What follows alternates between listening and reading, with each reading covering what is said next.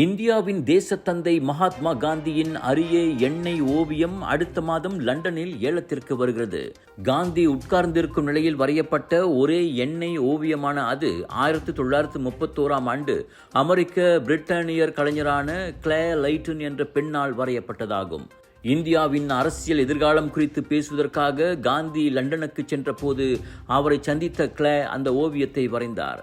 இந்து தேசியவாதி ஒருவரால் அந்த ஓவியம் பின்னர் சேதப்படுத்தப்பட்டதாகவும் கூறப்படுகிறது. 1981ஆம் ஆண்டு கிளேரின் மரணத்திற்கு பிறகு ஓவியம் அவரின் குடும்பத்தாருக்கு சென்றது. இந்நிலையில் ஜூலை 7 முதல் 15 வரை இணையத்தில் அது ஏலம் விடப்படுகிறது.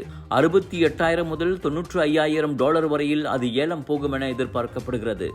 பிரிட்டிஷ் ஆட்சிக்கு எதிராக அகிம்சை வழியிலான போராட்டத்தை முன்னெடுத்து சுதந்திரத்தை வாங்கிக் கொடுத்த மகாத்மா காந்தி இந்தியா மட்டுமின்றி உலகம் முழுவதும் பலத்த தாக்கம் ஏற்படுத்தியவர். அவரை மையமாக கொண்டு 10,000கணக்கான கலைப்பணிகள், நூல்கள் மற்றும் திரைப்படங்கள் உருவாக்கப்பட்டுள்ளன.